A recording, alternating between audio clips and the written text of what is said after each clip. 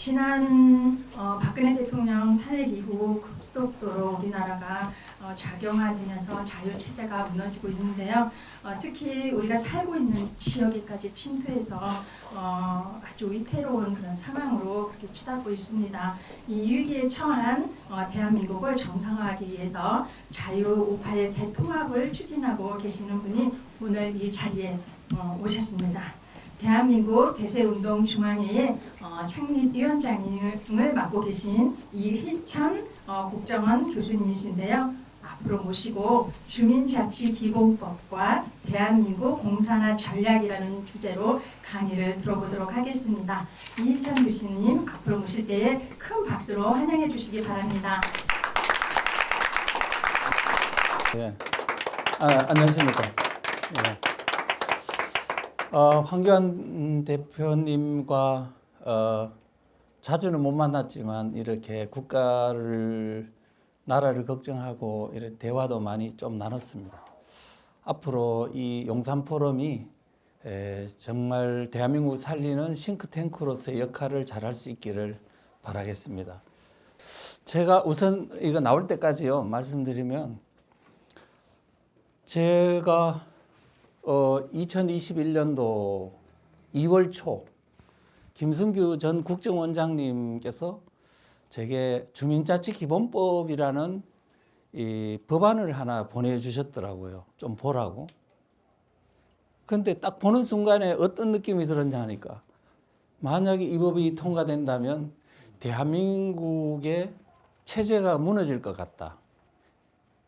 그러면서 이 전기로 감전된 것 같은 충격을 받았습니다. 이거는 일종의 체제를 바꾸는 법이고 준헌법적 사태가 일어날 것이다. 이 법이 통과된다면. 그런 생각을 하면서 이제 그때 얼마나 급했던지 그때 이제 변호사라든가 헌법재판관 출신들 이런 분들 뭐 한 50여 명을 놓고 제가 강의를 하면서 했더니 그 분들이 사실이다. 이렇게 그분도 놀랐습니다. 그래가지고 제가 8일 만에 180페이지짜리 책을 썼어요. 주민자치기본법 공산의 길목, 이 책입니다. 180페이지짜리를 8일 만에 썼으니까 얼마나 급하게 썼겠어요.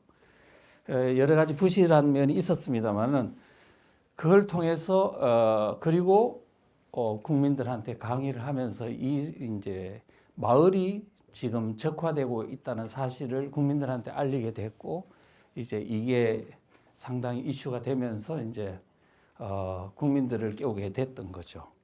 그래서 지금 이 내용들을, 지금 이 법은 일단 그때 저지됐습니다.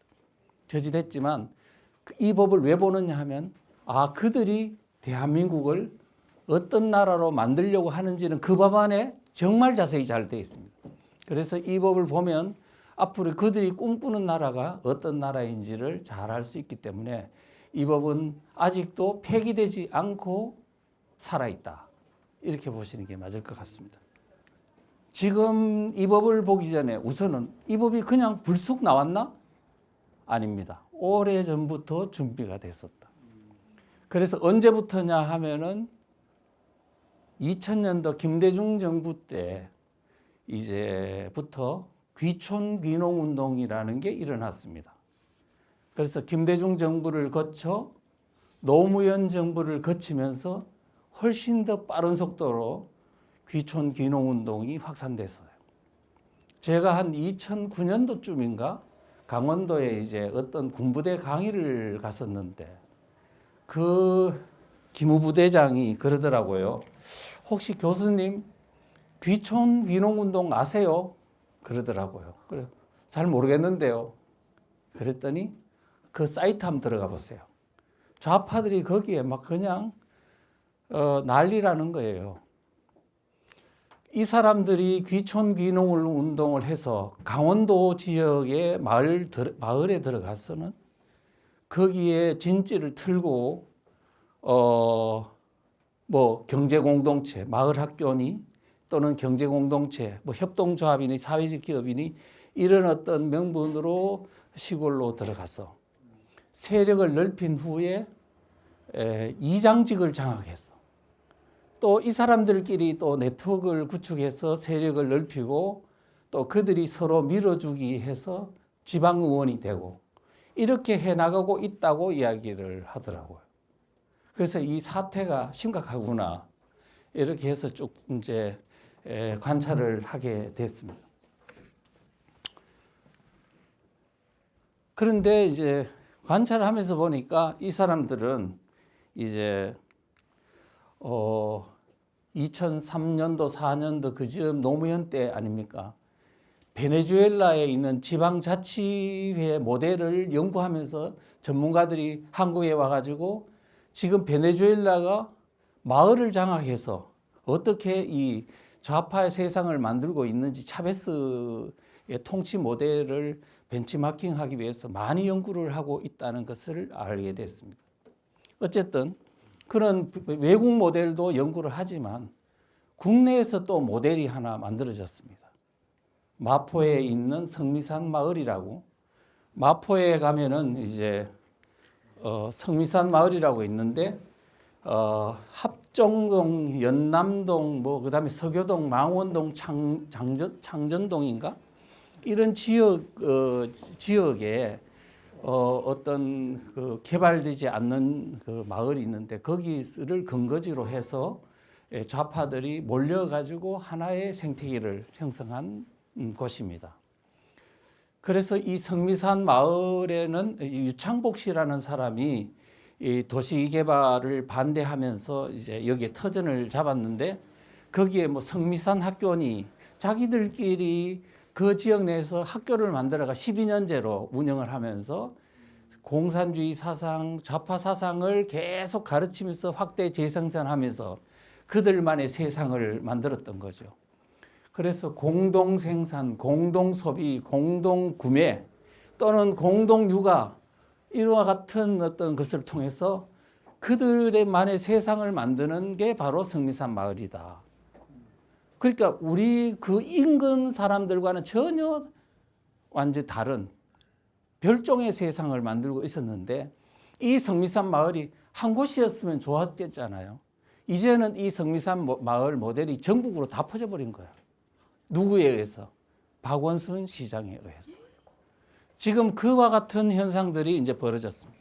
지금은 성미산 마을은 이제는 좌파 마을, 공동체 마을 하는 그 모든 전국에 있는 그 활동가들의 성지가 돼가지고 이제 와서 배우고 이렇게 있는 상황이다. 그래서 그 성미산 마을에 가면은 어떤 조직들이 만들어져 있는 그 주변에는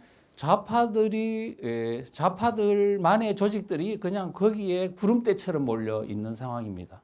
뭐 이런 단체들 쭉 보시면 다 아시겠지만 동성애 단체 뭐 많이 있고 그다음에 무슨 성적 소수자 문화인권센터니 또는 보시면은 뭐 협동조합이니 또 한국정신대문제대책협의회니 전쟁 없는 세상이니 한국성폭력상담소니 등등등 우리가 여러분들이 보면은 문제 있는 단체라고 하는 것은 이 주변에 다 몰려 있는 거예요. 만약에 이와 같은 마을의 모델이 대한민국 3,500개 읍면동이 다 이와 같은 형태로 된다면 어떻겠습니까? 여러분들이 사는 마을이 이렇게 된다. 근데 지금 좌파들은 바로 이와 같은 요 모델을 대한민국 읍면동에 다 만들려고 하는 것이다. 이렇게 보시면 될 것 같습니다. 물론 그렇게 되는 데는 많은 시간이 또 우리가 다 방심했을 때 그런 게 되겠지만 그런데 우리가 모르는 사이에 너무 많이 퍼졌다는 사실이죠. 그런데 이게 어떻게 해가 전국으로 확산됐냐 하니까 박원순 시장 때문인데요.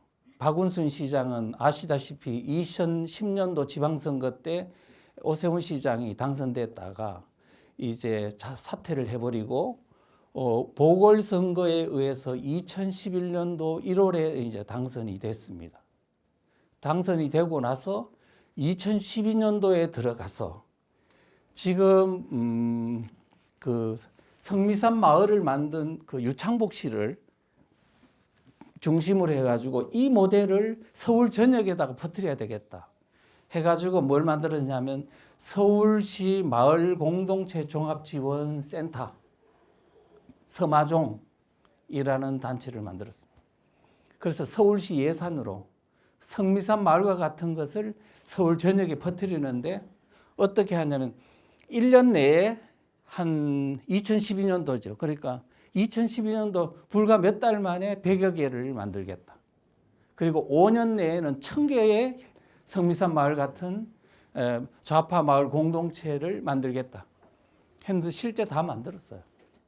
그랬더니 서울에서 그 정도 막 마을 공동체가 막 만들어지니까 그게 좋은 줄 알고 그때 남경필이라고 국민의힘당 말하자면 한나라당 국회의원이 도지사 있었던 경기도지사에서 또 뭐 따봉마을이니 하는 걸 또 만들어 가지고 또 퍼뜨리고 뭔지를 모르니까 서울시를 따라 가지고 모든 전국적으로 이와 같은 공동체 마을이 만들어지기 시작했습니다. 그러니까 그때가 언제냐면 2011년도 12년도 그 사이니까 여러분들 그때를 가만히 생각해 보세요. 우리가 모르는 사이에 엄청나게 이 마을이 이상하게 변해가는 현상들을 아마 느꼈을 겁니다. 자, 이와 같은 것들이 있어서 결국은 서울시를 중심으로 경기도를 거쳐 전국으로 마을 공동체 조직들이 확산됐다. 이래 보시면 될 것 같습니다. 혹시 실례지만 그 마을 공동체라고 하는 게 동네에 있는 주민 커뮤니티 센터랑은 또 다른 개념인가요? 커뮤니티 센터? 네. 그거는 용어는 어떻게 되어 있는지 모르겠는데 커뮤니티 센터는 뭐예요? 우리 동네에 보면은 커뮤니티 센터가 따로 있거든요. 네. 근데 거기에 뭐 보면 약간 뭐 이렇게 어린이집 같은 것도 살짝 있고. 그것도 아마 이상하긴 한데. 같은 것도 있고. 예. 그 커뮤니티 센터라는 그 어감 자체가 좀 그렇죠. 그런 것 같아요. 유사한 개념이겠죠. 예. 네, 죄송하지만 질문은 예. 메모해 두셨다가 나중에 하세요.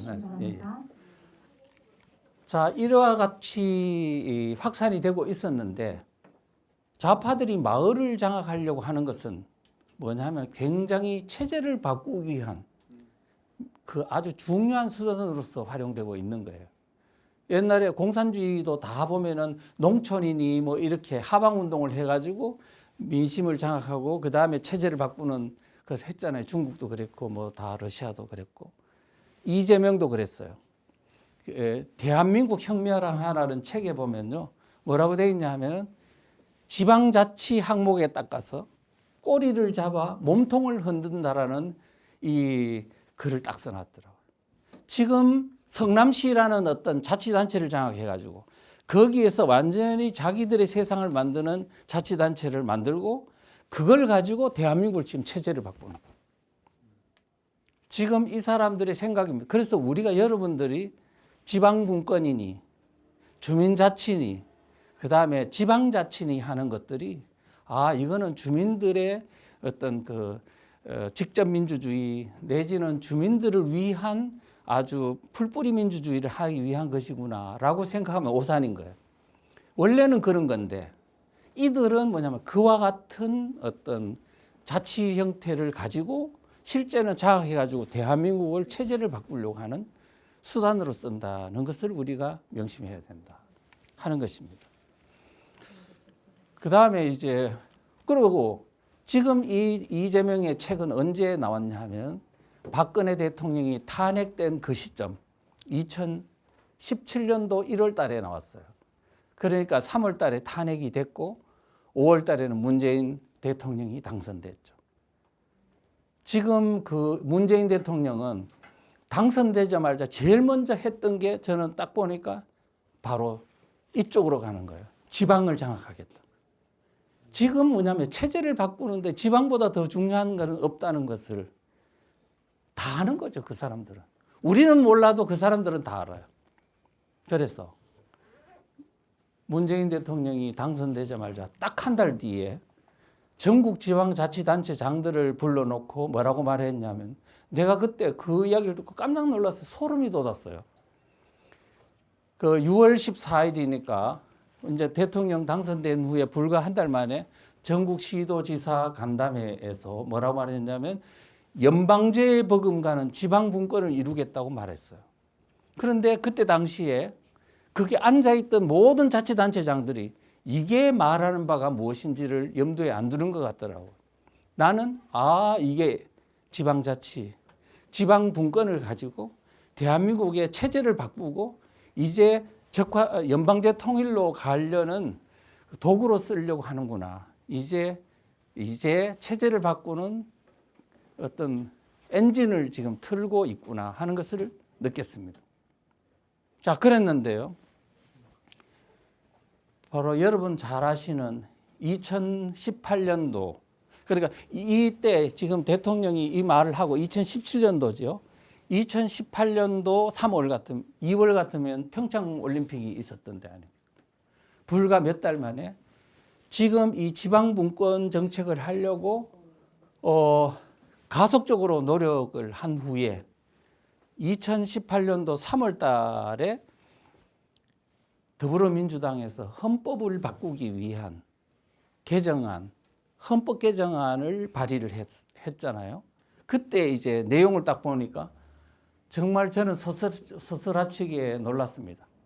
왜냐하면은 헌법 제1조에 지방분권을 딱 넣어놓은 거야. 헌법 1조라 하면 대한민국 헌법의 상징적 조항입니다. 대한민국은 민주공화국이다. 주권은 국민에게 있고 권력은 국민으로부터 나온다. 뭐 이런 거 아닙니까? 아주 자유민주주의 어떤 공화국의 근본적인 하나의 토대가 되는 내용을 거기다 담는 거거든요. 그런데 거기에 3조를 추가를 해놨어요. 뭐라고 했냐면 대한민국은 지방 분권 국가를 지향한다. 지방 분권? 이거는 원래 123조나 120몇 조에 들어가야 될 내용인데 지방 행정에 관한 것이라면 120몇 조에 들어가야 되는 건데 1조에다 넣어놨다? 이거는 뭔가 이 지방 분권이라는 걸 가지고 대한민국의 근본 뿌리를 흔들려고 하는구나 하는 것을 알았습니다. 자, 그리고 나서 나중에 쭉 보니까 제123조에는 이렇게 되어 있습니다. 법률이 정하지 않는 조례 제정도 가능하다. 법률이 정하지 않는 조례 제정이 가능하다? 원래 조례는 법률의 어떤 근거를 하거나 법률의 범위 내에서 해야 되는데 법률하고 관계없이 지멋대로 조례를 만들겠다. 그런데 지금 대한민국의 법률은 국회에서 통과되기 때문에 이게 어려울 수가 있잖아요.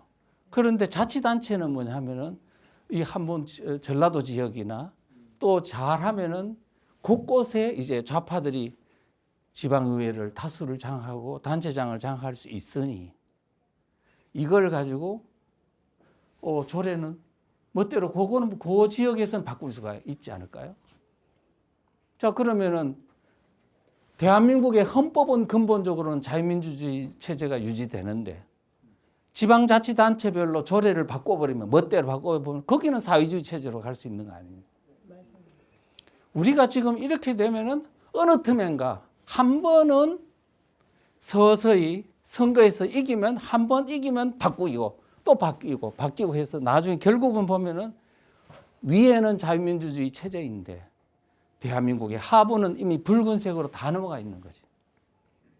우리가 이런 용어들을 하나 보는 순간에 야, 이거 간단한 문제 아니라는 걸 우리는 알아야 되는데 몰랐죠. 그 다음에 이제 요렇게 해놓고 자 2018년도 2월 달에 3월 달에 이제 헌법 초안이 나온과 동시에 바로 그때 3월 달에 대통령실 직속, 청와대 직속 자치분권위원회를 만들었어요. 자, 그 내용을 자치분권위원회라 하면 거기서요, 행안부 장관, 그 다음에 교육부 장관, 그 다음에 재경부 장관, 그 다음에 총리실 기획조정실장 등 수도 없는 장관급이 다 거기에 동참을 하고 그 다음에 차관급부터 해가 모든 말하자면은 이게 거의 국무회의까지는 아니어도 대한민국의 하부 조직을 바꿀 수 있는 모든 권력기관, 그 어떤 담당 기관들이 거기에 다 포진을 하고, 나아가서는 자치단체장들이 거기에 다 포진을 하고, 그렇게 하더라고. 그래서 내가 이제 그때 계속 거기에 들어가서 지금 뭘 하고 있는지 봤더니 지방 부분에 주민자치회 만드는 거, 교육공동체 만드는 거, 경제공동체 만드는 거, 자치경찰 하는 거 막 다 지금 집행을 하고 시도별로 막 순회 행사하고 막 이렇게 해서 지금 그거를 빠른 속도로 마을을 장악하기 위한 준비 작업을 하고 주도하는 것을 보았습니다. 그때쯤 2020년도 이제 2018년도에 그랬고 시작해서 2019년도, 2020년도 가니까 이제 곳곳에서 이제 국민들이 알 정도로 이제 막 드러나기 시작하더라고. 주민총회 만든다, 주민자치회 한다. 그리고 그 읍면동에서 활동할 수 있는 마을 활동가 양성교육을 수도 없이 모집해가지고 하더라고. 그래서 나는 이제 이 지금 현재 마을을 장악하기 위한 그야말로 좌파 활동가들을 양성하는 이거는 여간 심각한 문제가 아니다. 이렇게 이제 봤습니다. 그래서 계속 양성을 했습니다. 자, 일화 과정을 거친 후에 2021년도 1월 29일, 8일 바로 김명배가 대표 발의한 주민자치 기본법안 이게 이제 탄생했다. 그렇게 볼 수 있습니다. 그래서 지금 이제 저는 이 법안을 보면서 한마디로 말하면 이 법이 통과됐으면요. 솔직히 말하면 2022년도 윤석열 대통령의 당선은 애초에 불가능한 겁니다. 왜 그러냐고요? 이미 마을이 읍면동에 있는 3,500개나 되는 읍면동이 좌파의 손아귀에 딱 장악당하면 얼마나 많은 돈을 주민들에게 뿌릴 수 있는 모든 근거들이 다 돼 있는데 그 다음에 우파들을 장악해가 목줄을 잡아 쓸 수 있는 모든 정보에 대한 것을 다 수집할 수 있도록 해놨는데 어떻게 해서 지금 그 대선에서 그 사람들이 이기지 않을 수가 있냐. 그런 걸 측면에서 보면 정말로 무서운 일들이 있었는데 우리 국민들은 거기에 대해서 관심을 기울이지 않더라. 그래서 저는 이 책 만들고 전국 다니면서 이제 강의를 했는데요. 많은 분들이 그러더라고요. 이 교수, 지금 국회 의석을 180석이나 지금 차지하고 있는데 혼자서 지금 그 보따리 들고 책자 하나 만들어가지고 강의한다고 되겠냐 그러면서 웃더라고요. 그런 사람들이 이제 주변에서 있었습니다. 그런데 걱정해서 비난해서가 아니고 걱정해서 낙심스러운 상황인데 되겠냐. 그래서 저도 사실은 현실을 알잖아요. 내가 바보입니까? 안 되는 줄 알지만 그래서 나는 뭐냐. 내가 할 수 있는 역할만 한다. 결과는 우리 하나님한테 맡겨놓고 내가 할 수 있는 역할만 하겠다. 그리고 갔어요. 근데 사실은 많은 사람들이 주민자치라는 게 뭔지 알아요? 모르지? 그러니까 유튜브도 그냥 이름 없는 유튜버들 모아놓고 하고 또 지역에 다니면서 강의를 했더니 보통 모이는 사람 숫자가 10명, 또 20명, 많으면 30명 이 정도였어요. 또 호응해 주는 데가 부산 쪽에서 좀 호응해 주고 그 다음에 충남 쪽에서 많이 호응을 해주고요. 나머지는 충북 수도권에서는 별로 이랬습니다.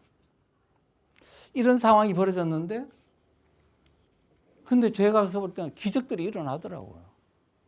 2달 그 정도로 그렇게 호응이 미약한 상태에서 했음에도 불구하고 진실을 말하다 보니까 사람들이 깨치기 시작하는 거예요. 강의하면 그 듣는 사람들은 충격을 받는 겁니다. 우리 마을이 이 정도까지 됐나? 거기 앉아있는 정교조 교사들도 듣고 했는데 얼굴이 그냥 똥색이 되더라고요. 사실이니까. 그런 것들을 이제 느꼈고요. 그래서 시작한 지 한 2개월 되니까 유튜브에 있는 좌파 주민총회 연설하는 유튜브가 스톱이 되더니 그다음에 한 달 뒤 3개월쯤 되니까 현수막 많았었죠. 주민총회 한다, 주민자치한다, 현수막 도로에 많았죠. 그게 뒷골목으로 빠지더라고요. 그래서 5개월쯤 지났을 때 그때 더불어민주당에서 이 법 통과시키면 안 되겠다라는 판단을 내리더라고요. 왜? 너무 위험해가지고 국민들이 막 깨어나니까 내년 대선에 위험하겠다 해서 불리하겠구나 해서 이제 이 법을 이제 내리는 걸로 그렇게 돼서 정상적인 건 아니지만 그렇게 해서 대선이 진행돼서 윤석열 대통령이 당선됐다. 그런 말씀할 수 있습니다. 자, 그러면 그 법 내용은 실제 지금은 내려져 있는 상황이지만 이들이 꿈꾸자 하는 나라가 어떤 나라인지는 절대로 뭐냐면 폐기되지 않았다. 그래서 이 법을 보면 이제 앞으로 여러분들이 지금 이 사람들이 나라를 어떻게 만들려고 하는가를 잘 알 수 있다. 그런 말씀을 드릴 수 있습니다. 그러면 그 내용을 한번 볼게요. 그 내용 안에 자유민주주의 체제를 파괴하는 장치를 삽입해 놓았다. 어떤 안보 아주 전문가인데 여러분들도 많이 아시는 분인데 뭐라 그러냐면은 내가 이 주민자치기본법 공산화 길목이라는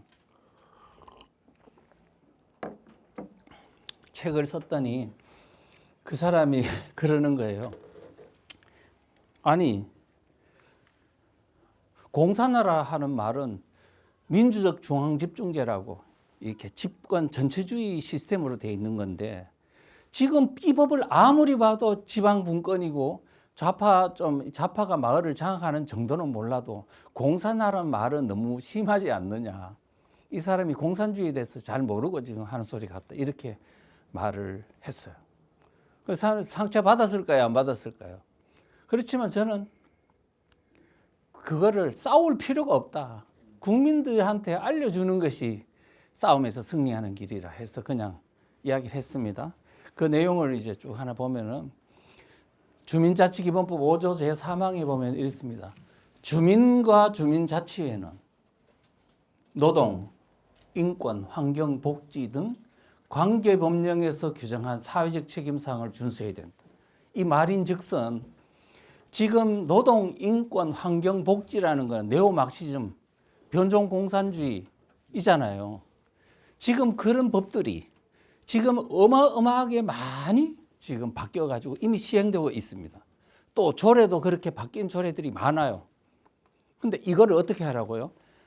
마을에 읍면동에 있는 주민과 주민자치회는 이 모든 좌파적인 법률을 어떻게 해야 돼요? 그거를 다 준수하라고. 지금 이 법은 그냥 단순하게 지방자치에 관한 것만 규정하는 게 아니고 지금까지 대한민국에 있는 모든 좌파적인 법률을 이 마을에 다 적용하는 근거법이 되는 거예요. 그래서 뭐라고요? 주민자치 기본법이라고 쓰는 거예요. 기본법이란 말은 거의 모태가 되는 법이다 뜻입니다. 서독에는 또 독일에는 헌법을 기본법이라고 그래요. 이거는 그냥 단순한 법이 아니다. 지금 좌파들 모든 법은요 다 기본법이란 말을 써. 이거는 이 서로 막 이 법인데 사실은 모든 좌파들의 법을 그냥 다 적용할 수 있도록 코에 걸면 코걸이, 귀에 걸면 귀걸이가 되도록 만드는 그런 장치들이다 하는 것을 아셔야 됩니다. 자, 그리고 그 다음에 이 주민자치기본법 제8조 1항에 보면 이런 내용이 차별금지법 내용이 있어요. 어떤 내용이 있냐면 모든 주민은 성별, 신념, 종교, 인종 등 세대 하면서 차별하면 안 된다. 지금 차별금지법이 우리 이번에 차별금지법 반대한다고 기독교인들이 이번에 10월 27일 광화문부터 해가지고 서울역으로 해서 저 여의도까지 이렇게 엄청나게 110만 명이나 모여가 시위를 했잖아요. 뭐 때문에? 차별금지법 저지하려고. 근데 이 그거는 막았다 칩시다. 이게 통과되면 차별금지법이 통과돼 버리는 거야. 성별에 따라서, 성별이라 하면 남녀를 말하는 게 아니고 바로 젠더 개념에 무수한 성들에 대해서 차별하면 안 된다는 거거든요. 그 다음에 신념에 대한 차별금지. 신념에 대한 차별금지란 곧 뭐냐 하면은 용어를 살짝만 바꾸면 사상에 대한 차별금지입니다.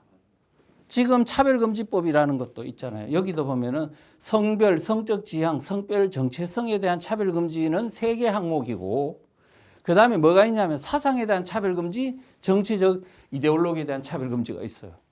차별금지가 통과돼도 이미 대한민국에 뭐냐면은 사상에 대한 차별금지가 적용되는 거야. 그러면 사상에 대한 차별금지가 적용이 되면 어떻게 되냐? 공산주의, 사회주의, 주체사상 같은 걸 차별 없이 그냥 조직하고 그다음에 선전하고 활동할 수 있는 나라가 되는 겁니다. 그거 되면은 그때는 끝나는 거예요. 국가보안법은 폐기되는 거죠, 당연히. 있으나 마나. 지금도 있으나 마나인데. 그러니까 지금 이게 돼버리면 도대체 이제는 국가보안법은 존재할 수 없는 그런 법이 될 수밖에 없는 거예요. 그거를 허무는 어떤 법이다. 지금 이것이 통과됐다면 결국은 차별금지법이 그냥 통과되는 것입니다. 그런데 우리는 사람들은 단순해가지고 차별금지법만 막으면 되는 줄 알고 아니라니까요. 주민자치기본법이 통과됐으면 차별금지법이 통과되는 것과 똑같다. 그런 것을 아셔야 되는 것입니다. 그 다음에 이제 이런 걸 볼 때, 이것만 봐도 지금 뭐냐면은 문재인 정권이 도대체 꿈꾸는 나라는 어떤 나라냐 하면 자유민주주의 체제의 나라가 아니고 공산주의, 사회주의, 바로 주체사상에 관한 그를 지향하는 나라를 꿈꾸는 것이고, 그래서 앞에 보면 그 얘기가 딱 그 내용은 결국 그것을 의미하는 것이다라는 것을 알 수가 있습니다. 자, 이것만 보면 나중에 더 위험한 상황이 있다는 것도 제가 말씀을 드릴게요. 자, 그 다음에 또 뭐가 이제 독소조항이냐 하니까 가짜 주민들이 마을을 장악하도록 해놨다는 겁니다. 가짜 주민. 제 7조에 보면 주민의 자격 부분이 있어요. 있는데 주민의 지금까지 여러분들이 사는 마을에는 주민의 자격은 그 동네에 주민등록이 되어 있고 집이 거기에 있는 사람만 주민 아닙니까? 그런데 지금 이 법에 따르면은 살고 있는 주민등록이 되어 있는 사람도 주민이고, 그 다음에 생활주민이라는 이유로 실제는 주민등록이 안 되어 있지만 사실상 낮에 그 동네에서 생활하는 사람도 주민이다. 이런 개념을 적용해가지고 이제 주민을 대폭 확대한 거야. 그러면 낮에 생활하는 주민들은 누굴까? 하면은 그 동네에서 직장이 있는 사람, 그 동네에서 뭐 학교가 있어가지고 거기 학교에 다니는 학생과 교사, 이런 사람들이 다 주민이라는 거예요. 그래서 그 다음에 또 외국인도 있지 않나? 외국인도 재동포, 조선족 같은 사람들도 그 동네에 살면 주민으로 넣어주자. 그러니까 재외동포, 그 다음에 외국인, 중국인, 중동인 이런 사람도 있잖아요. 지금 조선족의 경우는 얼마냐면 그때 한 2년 전인가 그 당시에 보면 조선족이 한 110만 명 된다고 그랬고, 중국 유학생이 한 7만 명, 이슬람 장기 체류자가 20만 명이나 된다고 했어요. 지금 좀 더 늘었겠지만 지금 이 정도 되면 엄청나게 많은 거예요. 많아요. 근데 제가 이제 영등포를 찾아봤어요. 영등포가 중국인 조선족이 많은데 얼마나 되냐 봤더니 한 동수가 한 18개쯤 되는데 그 평균적으로 동네에 있는 사람 중국인 조선족까지 포함해서 숫자가 얼마냐 하니까 1,500명 정도 돼요. 1,500명. 그럼 한 동에 있는 주민 숫자가 얼마냐 하니까 3만 명이에요. 3만 명. 보통 이 동수가 주민이 3만 명인데, 그런데 주민총회를 하게 되면 그 주민 총수의 100분의 1, 100분의 2만 참석하면 총회가 의결이 되는 거야. 그러면 3만 명 있으면 몇 명 의결로 이게 결정이 나는 거야. 100분의 1이면 300명이죠. 300명인데 지금 중국 조선족하고 중국인 숫자가 얼마라고요? 그 동네 1,500명.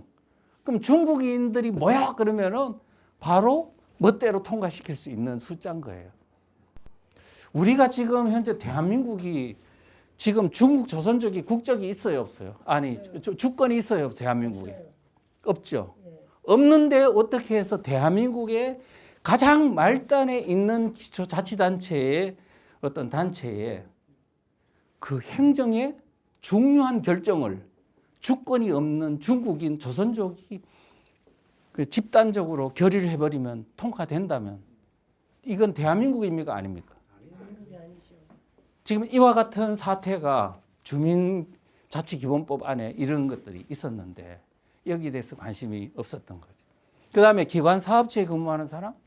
그러면 그 동네에 있는 예를 들어 삼성전자, 그 다음에 현대자동차, 또 뭐 무슨 등등등. 그러면서 현대자동차 수리소. 그런데 거기에 있는 직원들이 민노총 소속이거든요. 그러면 그 단체 대기업이든 중소기업이든 아니면 뭐 협동조합 사회적 기업이니 마을 기업이든 뭐든 다 그게 뭐냐면 법적으로 사단법인 재단법인 뭐 기업이 아니어도 그냥 조직의 구성만 돼 있으면은 뭐냐면 주민이 생활 주민이라 그래가지고 이걸 부여해 버리는 거예요. 그러니까 기관이라면 공공기관, 민간기관 포함하고 그 다음에 사업체라 그러면은 뭐 이런저런 사업체들을 포함하면 그 사업체에 근무하는 사람들이 다 생활 주민을 해서 주민의 자격을 부여한다. 이제 이래 되면 골치 아프죠. 왜 골치 아프냐? 민노총이 이제 민노총 소속이 지금 현재 얼마냐면 박근혜 때는 한 50만 명 약간 넘었는데 지금은 얼마 120만 명이 넘어요. 그리고 민노총 지금 위원장이 누구라고요? 양경수 경기동부연합 이석기 그룹이라고요. 그 사람이 민노총을 장악하고 있는데 그 민노총이 120만 명이 전부 다 어디 있냐 하면 다 대한민국에 어디엔가 3,500개 읍면동에 다 공장이 있단 말이에요. 건설 회사도 있고 뭐 다 있으니까.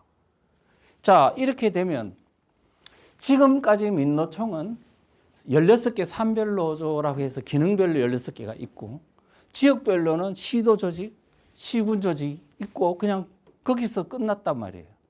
근데 지금 주민자치회가 만들어지면서 읍면동의 어떤 이런 식으로 해가지고 어떤 권한을 갖게 될 경우에는 민노총이 이제는 뭐 바야흐로 민노총이 바야흐로 마을 읍면동의 조직이 이제 바야흐로 만들어지는 거예요. 그러니까 이제 시도 조직과 시군 조직에다가 밑에 읍면동 조직이 만들어지고 이제 마을 단위에서 이제 민노총이 간섭할 수 있게 되는 거예요. 제가 한 1년 전인가 호남에서 이제 그 어떤 사람이 그러더라고. 이제 민노총이 뭐까지 간섭을 하냐니까 마트까지 간섭한대요. 마트 노조가 있거든. 그 다음에 건설 노조에 있는 사람들이 이제는 자기 회사에서 본사에서 포크레인이 있어도 지방에 있던 이 공사를 하는데 그거를 동원을 못 한대. 왜 못 하냐 그랬더니 그 지역에 있는 민노총한테 허락을 받아야 된다. 어떻습니까? 지금 이와 같은 상황을 보면 여러분들이 그래서 제가 누누이 말했던 게 이제는 여러분들이 중앙정부만 바라보지 마십시오. 여러분들이 사는 마을이 위험합니다라고 내가 그때 그렇게 많이 외쳤습니다. 그 다음에 이제 학교가 있습니다. 그 지역 내 학교 학생과 교직원이 다 생활주민이라는 이유로 이제 뭘 하고 있냐면 주민이 되는 겁니다. 그러면 어떤 학교에 교사와 학생이 다 주민이에요. 그러면 선생님이 그러는 거예요. 야, 여러분들 우리는 이 동네의 주민이야. 우리는 주민이기 때문에 주인이기 때문에 마을의 주인이야. 그래서 우리는 이 마을에서 무슨 일이 일어나는지 관심을 기울여야 돼. 그래서 우리가 주민총회 한번 참석해보자. 이렇게 하면서 학생들을 데리고 와서 주민총회에 이제 결정사항을 공부시키면서 이제 정치 교육을 하는 거죠. 그런데 실제 이 주민자치기본법이 통과가 안 됐다고 말했어요.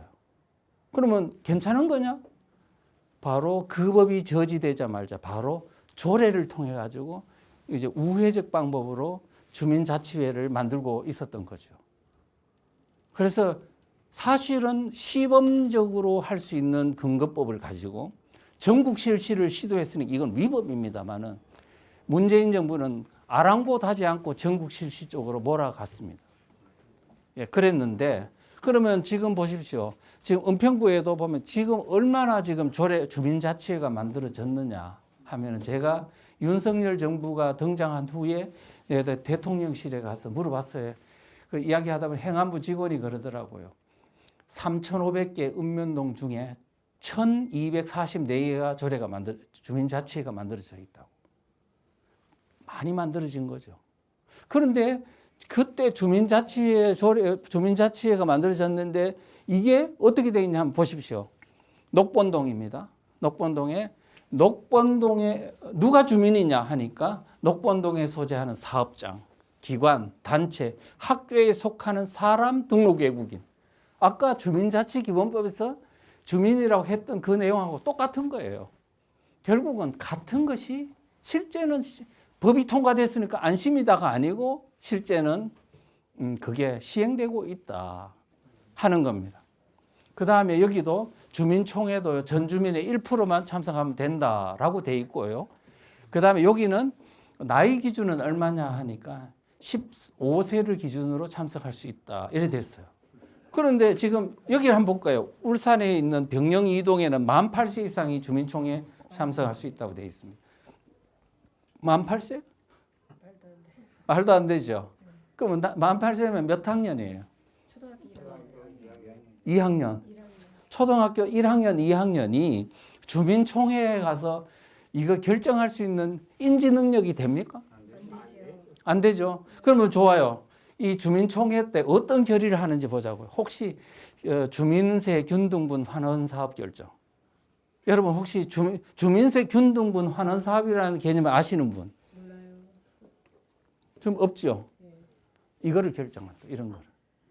말도 안 돼. 말 안 되죠. 네. 그러면 도대체 얘가 이 초등학교 2학년짜리가 이 주민총회에 참석하고 어떤 걸 결정권을 행사할 수 있도록 투표권을 행사할 수 있도록 하는 건 누구냐?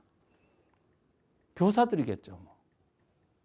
그러니까 지금 이제 그들이 원하는 세상, 지금은 아직 안 오던데? 그때 하려고 하다가 지금 실패한 거지. 잠재되어 있는 거죠. 위험성은. 이재명 체제가 등장한다면 이제 그런 일이 우리 눈앞에서 펼쳐질 뻔 했는데 이제 그게 안 됨으로 인해서 지금은 딱 발톱을 감춘 상황이라 그걸 가지고 이야기하면 안 된다는 거예요. 예. 일부에서 시행되고 예, 그렇습니다. 그 다음에 이제 이 주민총회가요, 주민자치회하고 이게 떨어져 있는 거야.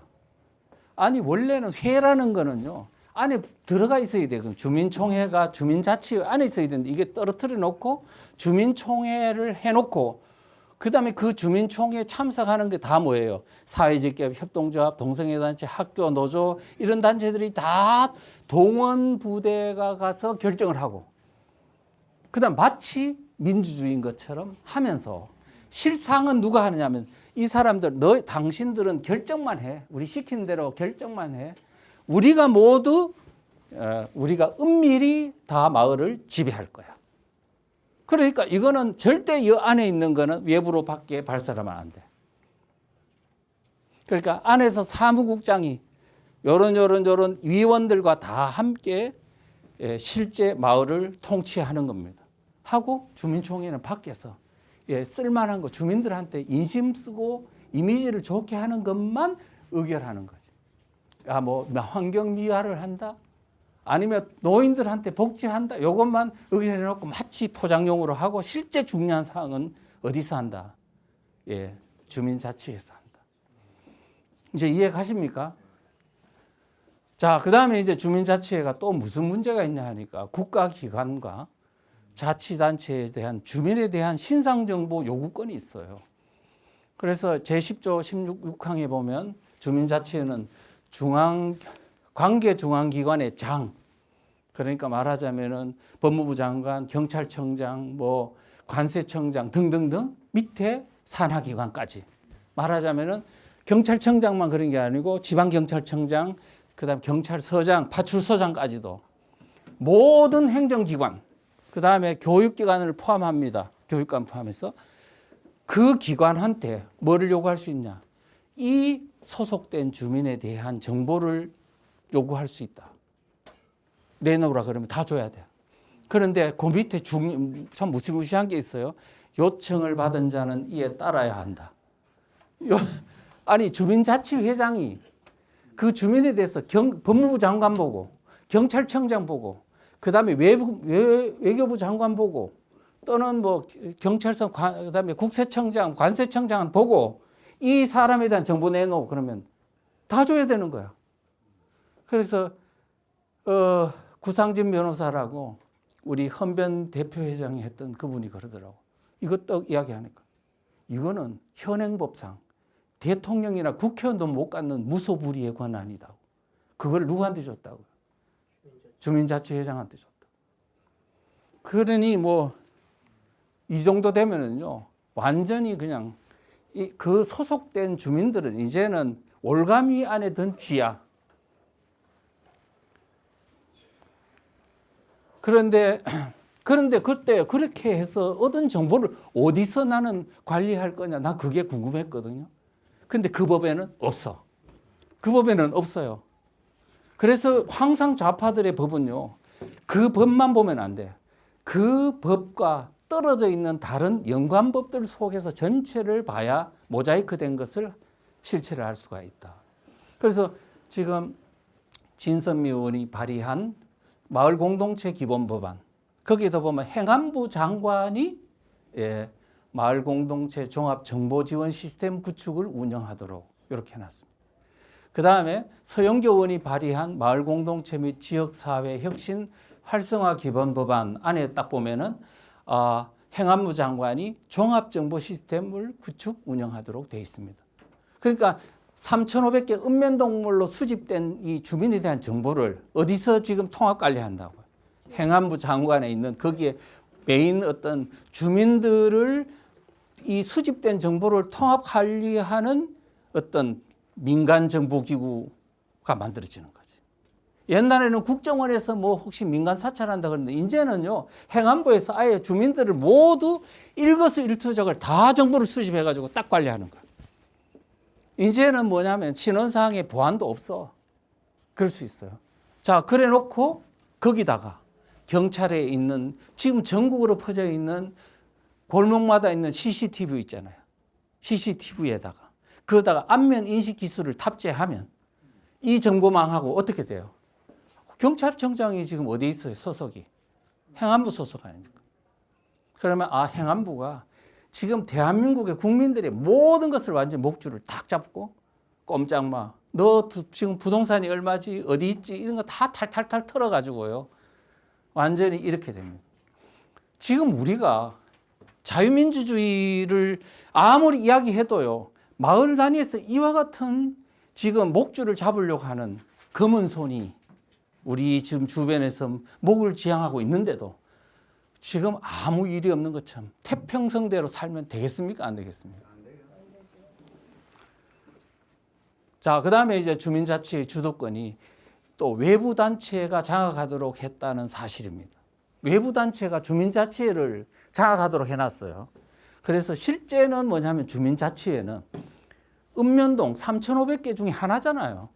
그런데 여기에서 좌파들이 과연 이 주민들을 다 통합 관리할 수 있는 능력이 있을까? 없겠죠.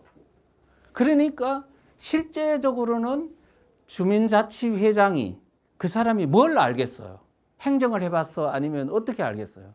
그 사람들을 맡겨놓고 실제는 통합하는 거 해놓고 그 모르는 거는 다 외부에 위탁을 하도록 해. 그래가지고 외부에는 좌파 전문가들이 완전히 전체주의 시스템을 딱 구축해놓고 딱 끌고 가는 거지. 자, 거기에 이렇게 돼 있으면 제18조에 전문기관을 운영할 수 있다. 그렇게 어떻게 되어 있냐면 국가와 자치단체는 주민자치와 관련된 기관, 법인 또는 단체를 전문지원기관으로 지정 위탁할 수 있다. 그러고 그러면 주민자치회가 실제 그 동네에 있는 일을 주민자치회가 자체적으로 하는 게 아니고 실제는 자치라고 말해놓고는 그 업무를 어디다가 외부에 있는 기관이 그거를 실제 장악해서 운영할 수 있도록 위탁한다는 거예요. 무서운 거죠. 자, 이렇게 하는 거예요. 모든 읍면동이 읍면동이 읍면동에 주민자치회, 자치회 다 있어요. 그런데 그 자치회가 따로따로 움직인다면 좌파들의 생리에 맞을까요, 안 맞을까요? 안 맞죠. 그러면 이 자치회가 하나로 다 통일이 되려면 외부에 있는 어떤 기관이 그거를 다 일사불란하게 통제를 해줘야 돼.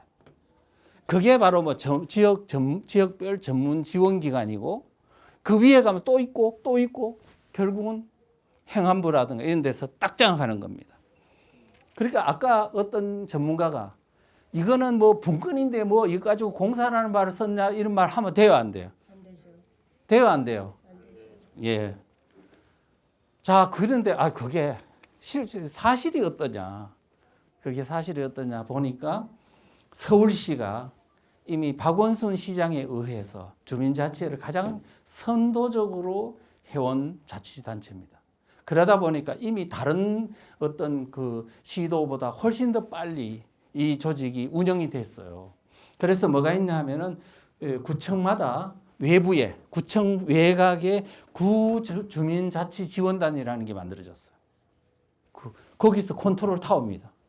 그래가지고 외곽에서 그 밑에 동 단위별로는 동지원관이라는 걸 만들고 그 다음에 이 어떤 그 지원 어떤 체계가 뭘 하냐면 동사무소를 아니지 그 밑에 있는 동주민자치회를 장악하는 거예요.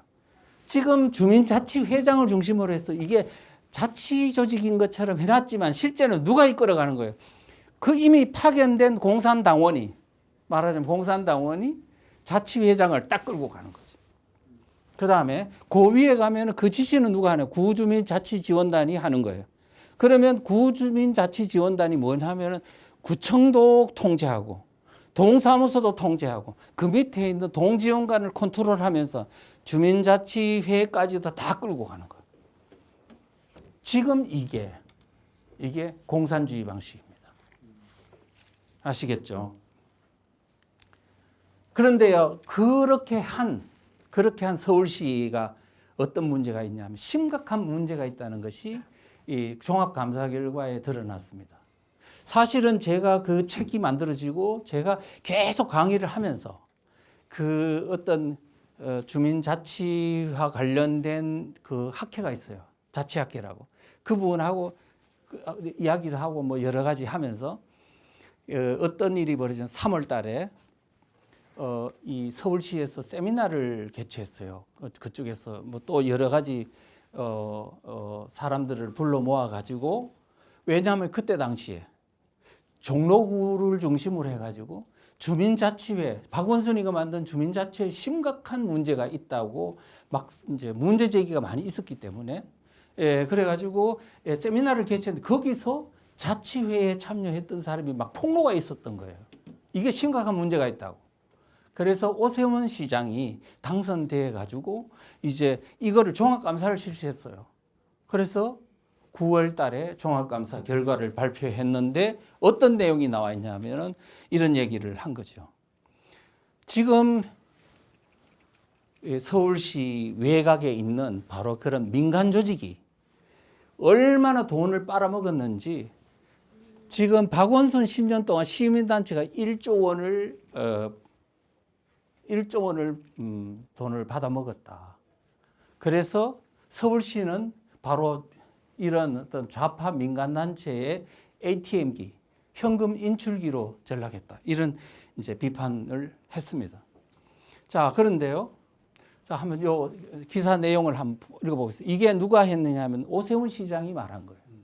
제가 말한 게 아니고 오세훈 시장이 종합감사 결과를 보고서 깜짝 놀라가 했던 말입니다.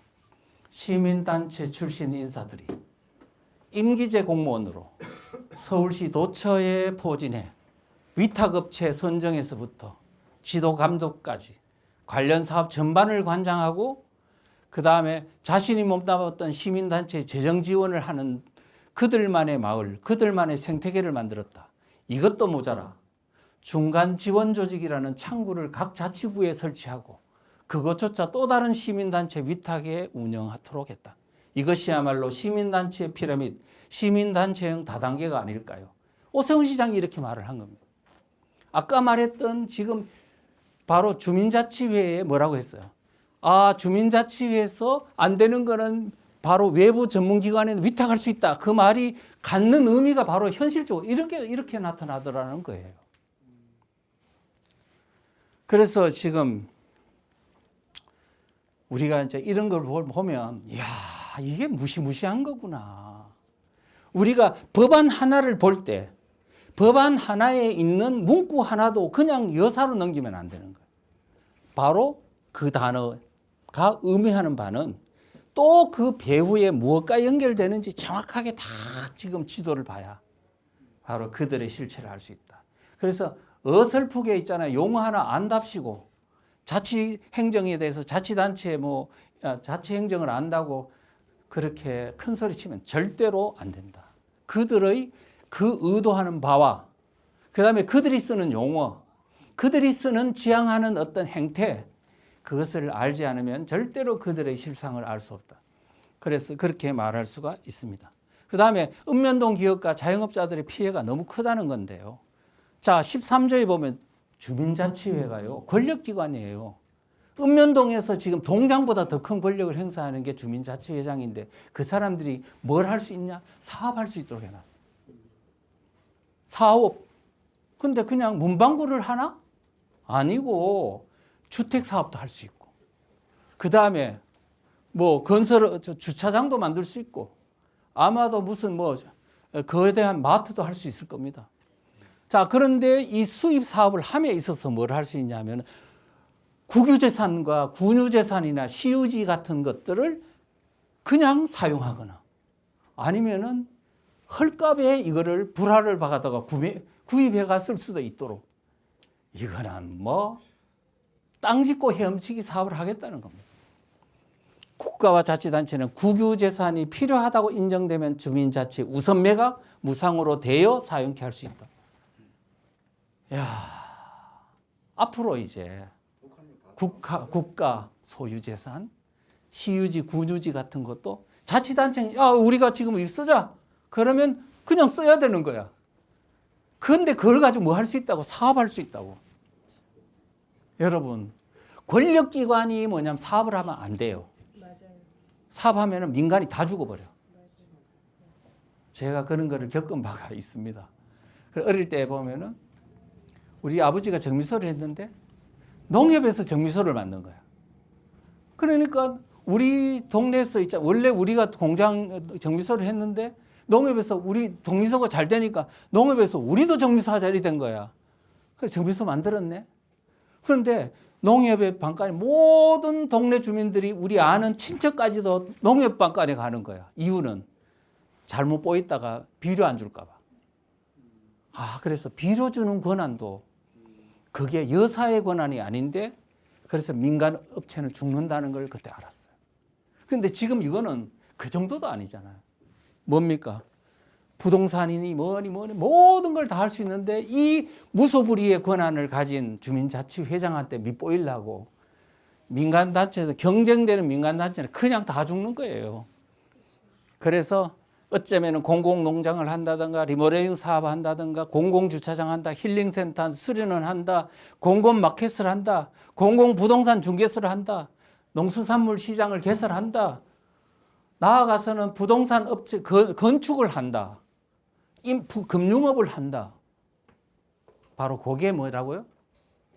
사회주의 국가죠. 민간이 다 죽게 되면. 지금 밑바닥에서 그리 돼버리면 대한민국은 그전 끝장나는 거라고. 예. 그 다음에 주민자치회가 엄청난 좌파들이 재정적인 권한을 보유하도록 해놨어요. 지금 이게 이렇게 되면 심각한데요. 앞으로 이거는 영구집권이 가능하게 이 돈을 가지고 주민들 유권자를 장악해서 이제 베네수엘라처럼 이제는 완전히 아무리 나라가 망해도 좌파 마을에 있는 좌파한테 밑보이려면 자기가 죽는 길이니까 이제는 투표는 그들을 던질 수밖에 없는 구조로 만드는 게 바로 이겁니다. 생사 여탈권이 바로 그들한테 있기 때문이죠.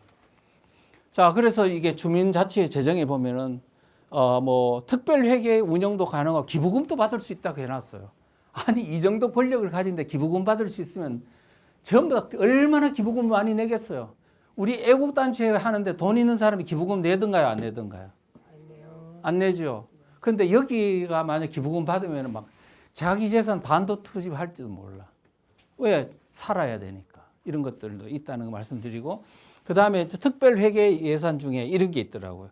저도 몰랐는데 국가균형발전 예산이라는 게 있는데 175조래요. 175조.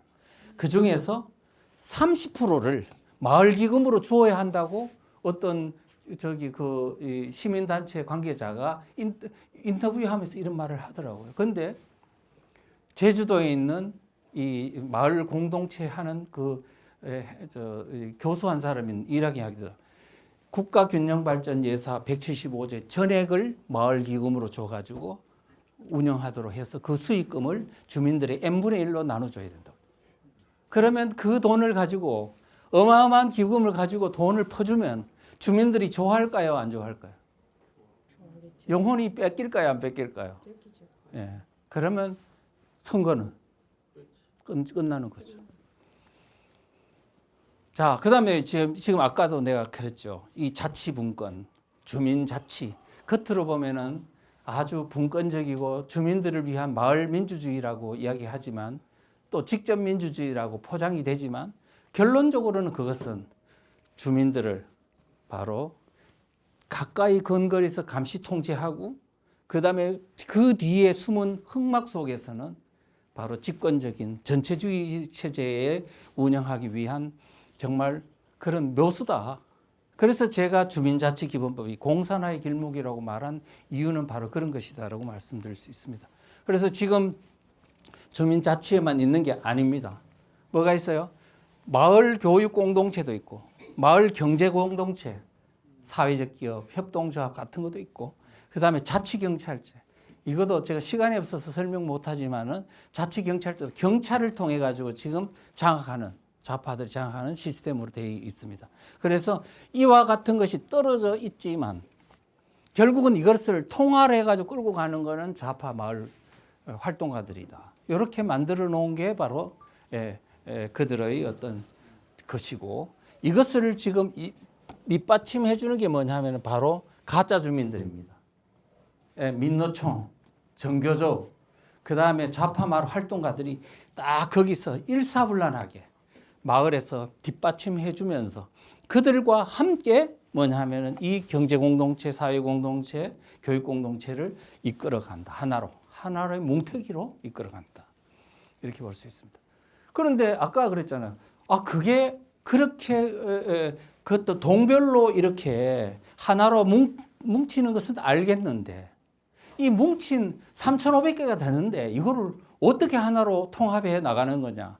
그런데 주민자치기본법 안에는 안 보이지만 이렇게 분열된 것은 하나로 묶는 또 다른 법안들이 발의됐다는 사실이죠.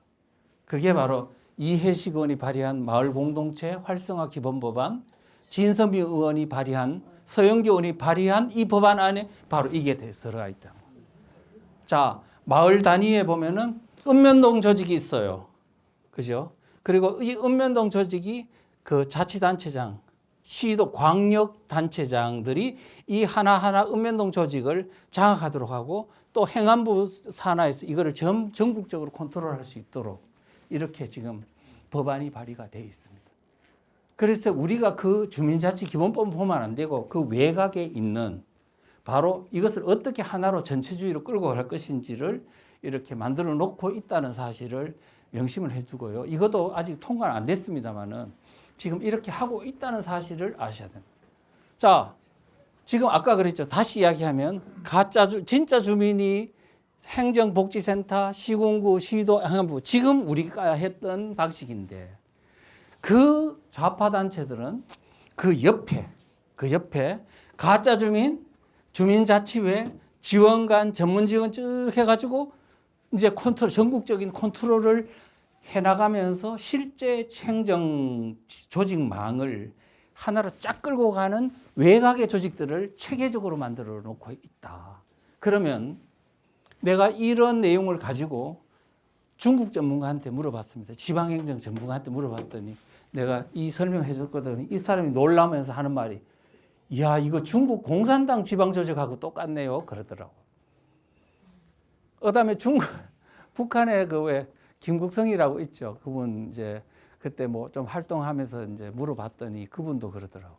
이거는 한국 사람 머리에서 절대로 나올 수 없는 시스템이다.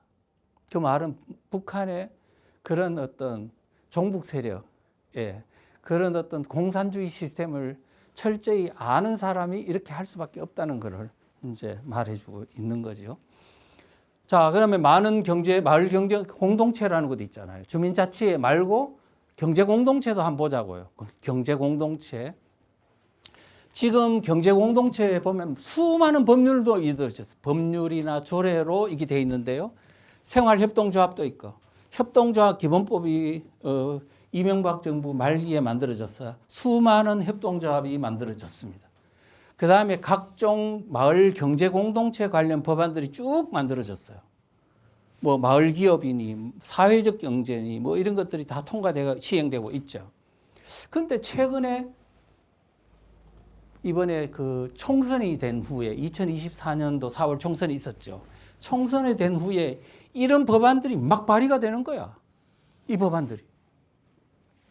뭐냐? 농업회의소법, 사회적 경제 기본법안, 사회연대 경제 기본법안.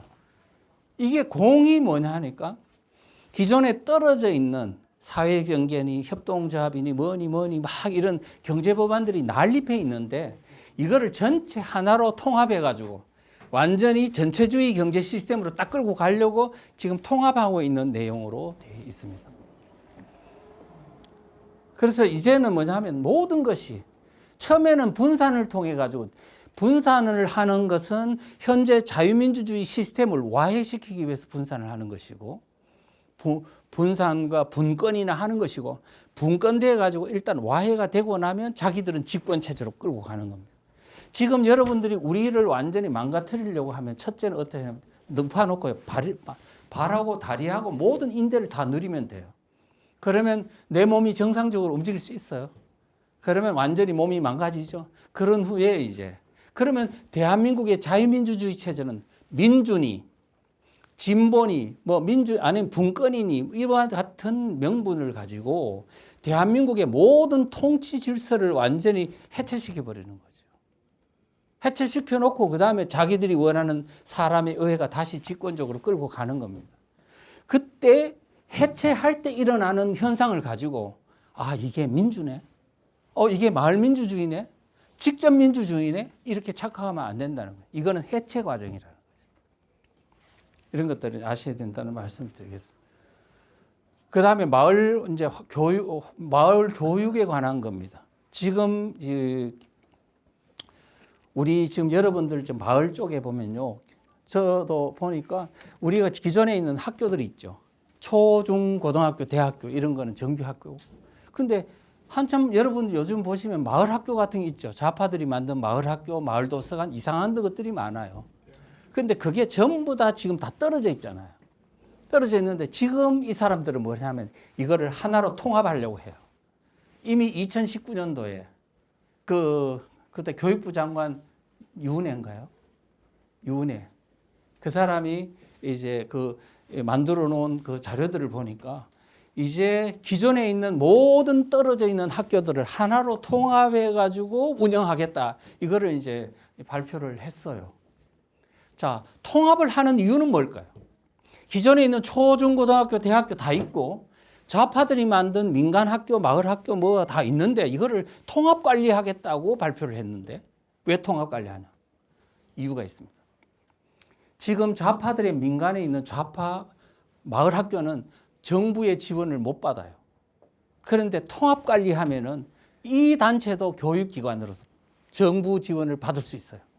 두 번째, 지금 이 민간 그 교육기관에 있는 교사들은 뭐냐면 정규 학교에 가가 강의를 못 해요. 그런데 통합 관리해 버리면 교사까지 통합을 해요. 그러면 이 사람들이 바로 정규 학교에 가서 초중고등학교에서 마르크스 강의를 할 수 있는 겁니다. 지금 이와 같은 어떤 시스템을 해가지고 하는데 문제는 뭐냐? 뭘 가르칠 거냐? 뭘 하면은 이 사람들이 마을 교육 공동체 하는 사람들이 이 자료들이 보면 학생과 주민들을 주체적 시민으로 성장시키는 거다. 그 다음에 일체의 자유주의적 개인주의를 반대한다. 앞으로 교육은 학생만 가르치는 게 아니고 주민까지 가르치겠다. 학부모까지 가르치겠다. 근데 뭘 가르치냐? 사상교육 하겠다. 이제 우리가 마을이 처음에는 좌파들이 장악한다고 하니까 뭐 나하고는 관계없는 일인데, 하지만 곧 그 쓰나미가 우리 앞에 닥쳐온다는 거예요. 남의 일이 아니라는 사실. 그런 거를 아셔야 된다. 그러면서 지금 이 사람들 윤회 교육부가 만들어 놓은 거 보십시오. 동단위 마을 교육 자치회, 동단위 교육 자치회 뚜두두둑 해가 1권역 묻고 2권역 묻고 3권역 묻고, 그래가지고 교육 자체를 전체주의로 만드는 거예요. 앞에 마을에는 다 통합을 해놓고 통합한 거를 1권역 2권역을 해 또 통합하고 교육의 전체주의를 하겠다는 그러잖아요. 그러면 그 통합 주체는 무엇을 가르칠지를 철저하게 만들어 가지고 모든 전국에 있는 마을 단위에서 교육은 이렇게 하라고 다 가르치는 거예요. 그런 것들을 아셔야 된다. 그 다음에 이제 마지막입니다. 종북 좌파다가 마지막 진지 마을 장악을 위한 대전투를 개시하고 있다. 대전투? 지금 여러분들이 보이지 않는데 여러분들은 지금 준비하지 않는 이 상황에서 지금 무슨 전투가 일어나고 있냐면 마지막 전투가 전개되고 있습니다. 바로 지방선거를 준비하는 종북 세력들의 지금 집요한 이미 선거전이 개시됐습니다. 이 지방의 마을은 말하자면은 우리 전쟁으로 따지면 참호전이고 땅굴전 같은 마지막 전선입니다. 그런데 이 마을 전투가 중요한 것은 뭐냐면 대한민국의 국민들이라면 모두가 그 마을 어디엔가는 살고 있다고요. 마을은 바로 우리 국민들이 바로 가장 근거리에서 생활하는 터전이 마을이거든요. 이 마을을 장악하면 대한민국을 다 장악하는 것입니다. 그래서 자 보십시오. 이번 지난 총선 때 저는 선거 전에 몇 달 동안 국민들 모르는 사이 공산당으로 가는 대한민국이라는 이 소책자를 만들어 가지고 계속 이제 전파를 했습니다. 하면서 내가 한 12월, 1월 딱 되니까 내가 예의주시했거든요. 이 종북 좌파 세력들은 지금 현재 이번 총선을 어떤 전략 전술로 이제 그걸 하고 있나 이렇게 살펴봤더니 하객진이라는 이 어떤 그 전법으로 나오고 있더라고요. 하객진. 이거는 이순신 장군이 임진왜란 때 한산도 대첩에 썼던 전법입니다. 학의 양날개를 펴서 완전히 전선을 이렇게 포위를 해가지고 일본의 외선을 그냥 막 집중 포화를 해가지고 괴멸시키는 전법인데, 작년 11월 3일 날 조국이라는 사람이 우리 이번 총선은 하객진으로 해야 된다라고 말하더니 진짜 그대로 하는 거야. 그래가지고 나중에 한 2월 3월 딱 되니까 이 전이 완전히 딱 전선이 형성되더라고요. 그래서 더불어민주당을 중심으로 진보당, 새진보연합, 연합정치시민회의라고 촛불 세력들한테 이렇게 해가지고 이 4개 단체한테 뭘 주냐 하니까 하나의 비례대표 정당을 만들더니 의석을 막 3석씩 나눠주는 거야.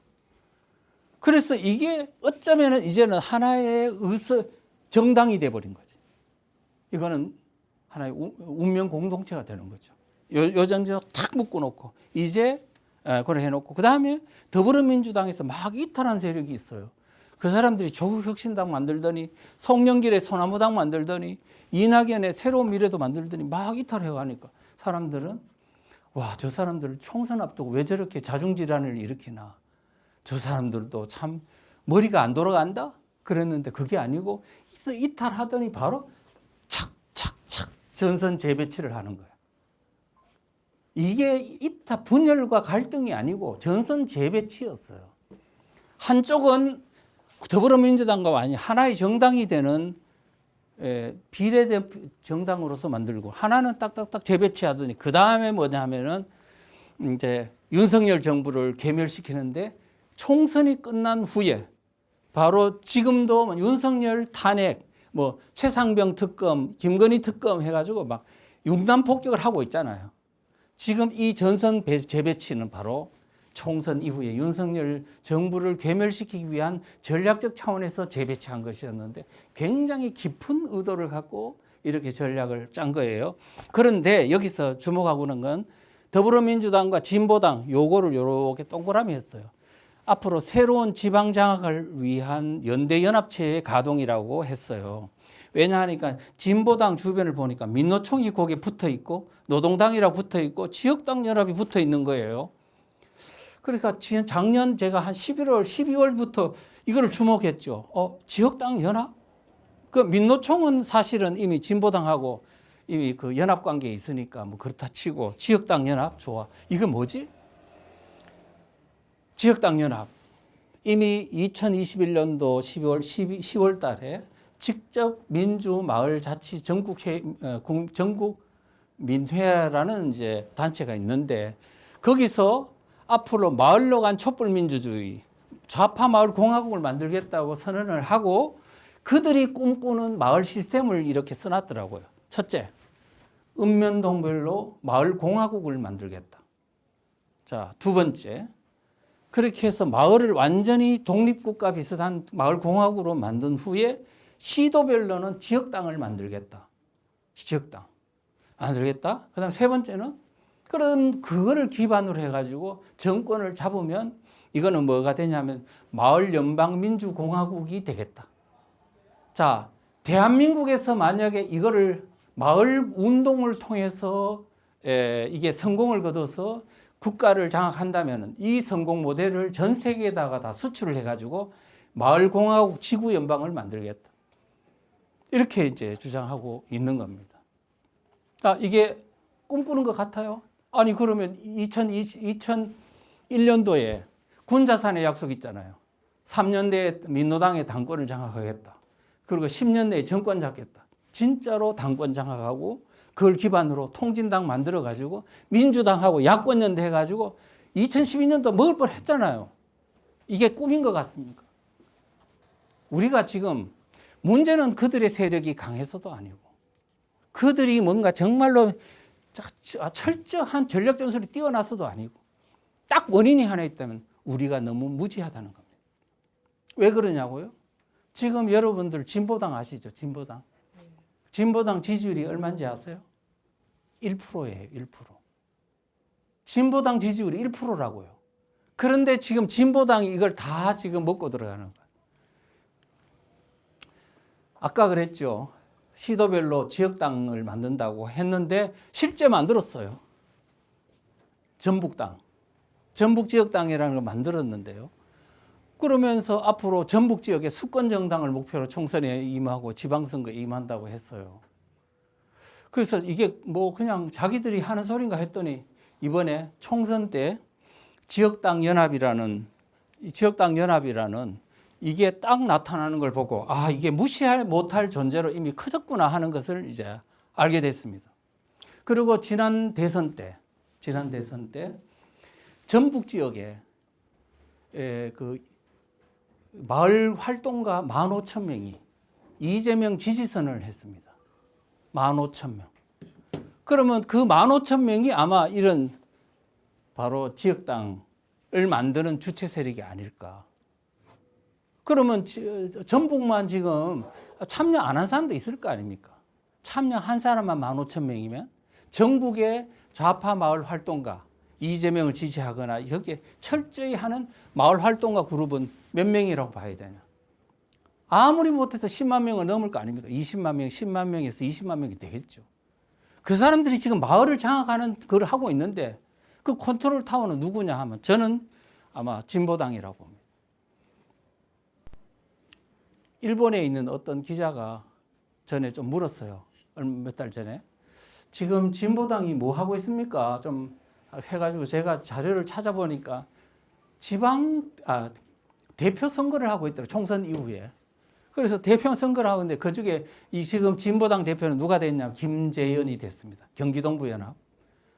바로 이석기와 함께 국회의원 됐다가 해산되면서 그냥 해임당한 사람. 그런데 그 사람 유세하면서 했던 말들이 있어요. 저는 사실은 총선 이후에 이 사람들이 도대체 진보당이 뭘 하고 있는지 처음에 참 감이 안 왔거든요.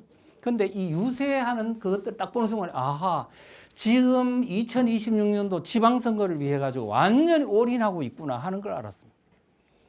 그래서 이제 2026년도 지역부터 집권 정당으로 우뚝 서겠습니다.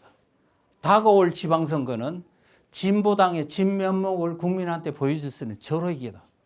그래서 단체장 당선 이게 해가지고는 전국에 150명의 당선자를 당선시키겠습니다. 그러면서 이제 명실공히 대표 진보 정당으로 자리매김하겠다. 그래서 이제는 그러면서 어떻게 하냐.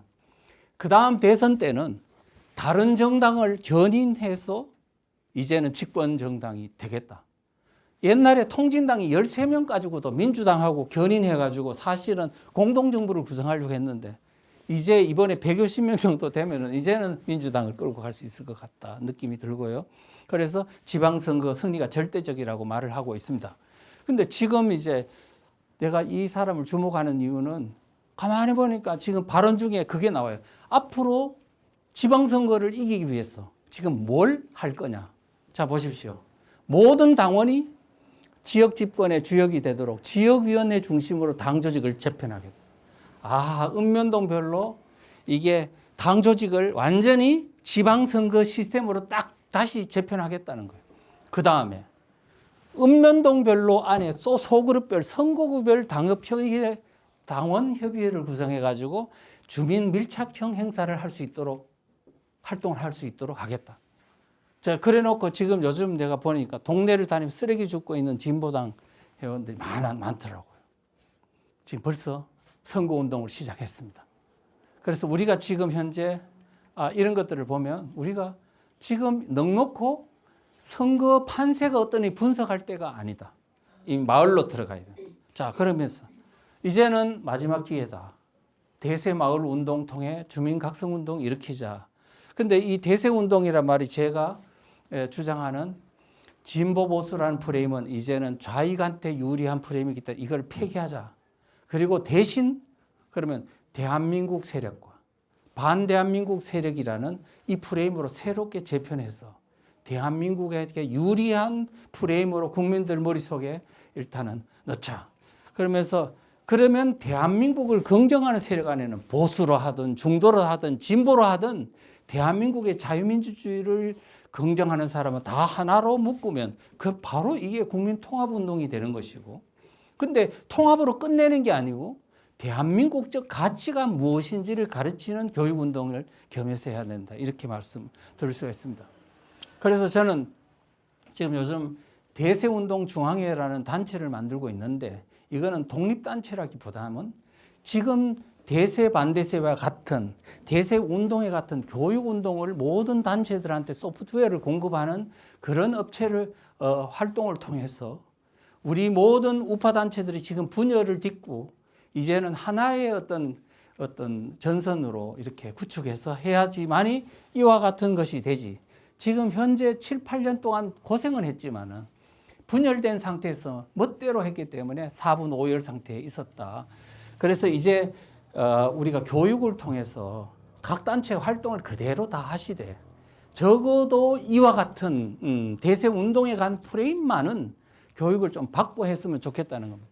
그러면 행동 통일이 가능해진다. 그리고 우리가 교범이나 하면 어떤 전쟁인지 지금, 그 다음에 적은 누구인지, 또 전략 전술은 뭔지 이거를 좀 알고 전선에 임했으면 좋겠다. 논산훈련소 같은 게 꼭 필요하다는 말씀을 드리고요. 그 다음에 이제 지금 우리가 지금 대세운동중앙회가 어떤 활동단체라기보다는 소프트웨어를 공급하는 업체라 보시면 됩니다. 각 단체들이 활동을 하시되 지금 이 운동에 관한 어떤 프레임이나 교육이나 이런 거는 우리가 제공해 줄 수 있다 이거예요. 그런데 마을에 관해서는 그렇습니다. 지금 제가 오늘 했던 이거는 다른 사람이 한 게 아니고 제가 그동안에 강의하면서 연구하면서 다 만드는 게 마을운동 아닙니까? 이 내용 정도면 국민들 깨울 수 있지 않겠습니까 오늘? 자, 그러면 그 내용에 대해서 이런 소책자를 만들어 가지고 우리가 지원하겠다는 거예요. 이거를 그럼 가지고 마을에 내려가서 예를 들면 우리 여기 같으면은 뭐 부정선거 활동을 하시잖아요. 하시면은 겸해서 그냥 한 5%나 10% 정도는 떼어가지고 마을 운동을 하시면 되는데 혼자 하면은 이게 되지를 않아요. 그다음 교육을 뭐 좀 이런 거를 교육을 체계적으로 받고 같이 해야 되기 때문에 이런 어떤 독립된 활동을 하시되 마을 운동이나 이런 거와 관련해서는 우리 좀 거기에 또 그 지역 내에 그 활동을 할 다양한 다른 단체들과 연합해가지고 같이 하면 훨씬 더 효과적으로 대응할 수 있지 않을까 해서 이제 그런 하는 거니까 이런 어떤 전단지나 그 다음에 동영상도 이렇게 알려주고 소책자도 배포해주고 거리에서 피켓이나 이런 것도 할 수 있는 시나리오도 제공해주고 소모임을 통해서 이런 것들을 가지고 주민들한테 알려주는 역할도 같이 하신다면은 기존에 있는 활동과 함께 훨씬 더 시너지 효과가 나지 않을까 그렇게 생각을 합니다. 그래서 오늘 뭐 장시간 시간은 많이 들었습니다만은 우리가 지금 이 위기 상황에서 어떤 하나의 지금 활동만 하실 게 아니고 이 단체들이 전체적으로 보면 이 단체 하나를 엮는 것도 사실은 쉬운 일은 아닌데 근데 지금 우리 우파 단체들이 한 200 몇십 개가 70개인가 뭐 된다 해요. 근데 그 단체들이 전부 다 또 다른 목표를 가지고 따로따로 움직이다 보니 결국은 뭐냐면 정부 따로 당 따로 우파 단체 270개 다 따로 움직이니 이래 가지고서야 어떻게 그들과의 전투에서 이길 수 있겠나. 그래서 우리가 깊이 한번 현상을 생각하시고 또 저의 이제 이 주장에 동의하시면은 앞으로 우리 이런 활동에도 관심을 기울이고 동참해 주시면 전혀 손해가 나지 않는다라는 말씀을 드리면서 오늘 강의 들어주신 데 대해서 너무 깊은 감사를 드리겠습니다. 고맙습니다. 예? 예, 하십시오. 지금 좋은 강의, 너무 좋은 강의인데 예. 이게 혹시 그 대통령이나 예. 국회의원이나 지방자치위원장들이 알고 있는 강의를 들어본 적 있습니까? 아, 제가 좀 이런 이야기는 좀 해도 되는지는 모르겠는데 그 윤석열 정부가 등장한 후에 이제 대통령실에 가서 지금 빨리 문재인 때 만들어 놓은 자치분권위원회 이거를 빨리 폐기하고 그 다음에 새로운 지금 우리 스타일의 어떤 자치 조직을 만들어서 좌파들이 만든 마을 어떤 침투를 저지하고 우리에게 유리한 이제 민간 조직을 만들어야 된다라고 생각했습니다. 그래 가서 이야기를 했는데 못 알아먹는 거야. 못 알아먹어. 그래가지고는 행안부 직원 한 명을 데리고 나왔더라고요. 4급짜리를 하나 데리고 와가지고 토크 해보래. 어떻게 토크 해가지고 이해가 될 수 있는 건 아니잖아요. 그래서 내가 그러면은 이래서는 안 된다. 그런데 그래서 각 그 부처 단위별로 한두 명씩 대표자들을 모아주면 내가 한 장시간에 걸쳐가지고 이 실상을 하나씩 설명해 주겠다 했는데 그러겠다 해놓고는 그냥 뭐 여러 가지 어떤 일정이 바쁜 탓인지 그냥 유야무야 넘어갔습니다. 국회의원들은 어떻게? 그다음에 국회의원들도 사실은 이제 어떤 간부 한 사람, 국회의원 간부 한 사람을 만나 가지고 지금 이 사태를 이야기하니까 심각성을 좀 느끼는 것 같더라고. 그런데 당내에도 전혀 전문가가 없다 보니까 정부보다 더 못하죠. 그래서 이제 이거를 하려고 하다 결국은 뭐 안 됐고요. 그래서 이제 근데 최근에 이제 제가 그 국민의힘당에 이제 연수원 교수로 임명장을 받았거든요.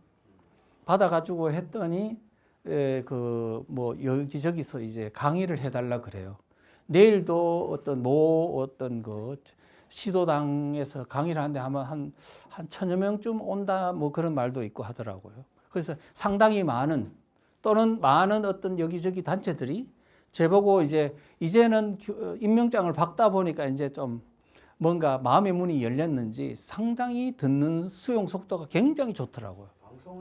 그래서 그래서 이제 제가 이 주민자치 지금 이 마을 위험한 것을 이제 점점점 지금은 당장 할 수 있는 상황이 아닙니다. 왜냐하면 전체적인 이해도 안 돼 있는데 마을 이야기를 하면 아직은 좀 소화가 안 되기 때문에 기회를 봐서 제가 그 문제를 이야기할 그런 생각입니다. 그래서 그런데 윤석열 정부가 등장한 후에 제일 그 마을에 있는 좌파 세력을 견제하는데 제일 잘한 데가 어디냐?